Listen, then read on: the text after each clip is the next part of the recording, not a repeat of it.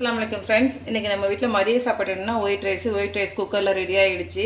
இது ஏன் இது போல் போட்டிருக்கேன்னு சொன்னாக்கா, இது உங்களுக்குலாம் இந்த தெரிஞ்ச டிப்ஸ் தான். இது என்னென்னா தண்ணி வந்து வெளியில் ஃபுல்லாகி அடுப்பு ஃபுல்லாக வீணாகாமல் இதுக்குள்ளேயே இருக்கும்.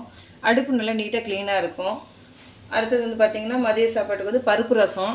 அந்த பருப்பு ரசத்துலேயும் கொஞ்சம் பருப்பு எடுத்து முருங்கைக்கீரை போட்டு ஆக்கி வச்சுருக்கேன். முருங்கைக்கீரை உடம்புக்கு ஹெல்த்து, ஆனால் பசங்க சாப்பிடவே மாட்டாங்க. இந்த லீவு நாளில் இப்படி சாப்பிட வச்சாதான், அதனால தான் பருப்பு போட்டு செஞ்சு வச்சுருக்கிறேன். இது பருப்பு ரசம். ஒரு பக்கம் பருப்பு ரசம் ரெடி ஆகிட்டு இருக்குது. இன்னொரு பக்கம் பார்த்திங்கன்னா வாழைக்காவை இது போல் கட் பண்ணி மசாலா போட்டு பெரட்டி வச்சுருக்கிறேன் ஃப்ரெண்ட்ஸ். இது எதுக்குன்னா மீன் பொரிக்கிற மாதிரி இது பொரிச்சு கொடுத்தா பிள்ளைங்க நல்லா டேஸ்ட்டாக சாப்பிடுவாங்க. சில பிள்ளைங்களுக்கு வாழைக்காய் பிடிக்காது, சில பிள்ளைங்களுக்கு உருளைக்கிழங்கு தான் எல்லோரும் சாப்பிடுவாங்க. ஆனால் எங்கள் பிள்ளைங்க எல்லாருமே வறுத்து இது போல் சாலோ ஃப்ரை பண்ணி கொடுத்து, இது சாலோ ஃப்ரையும் பண்ணலாம், டீப் ஃப்ரையும் பண்ணலாம். ரெண்டுமே நல்லாயிருக்கும், டேஸ்ட்டாக இருக்கும். அடுத்து வந்து பார்த்திங்கன்னா தயிர் வந்து நைட்டே உர ஊற்றி வச்சுட்டேன்.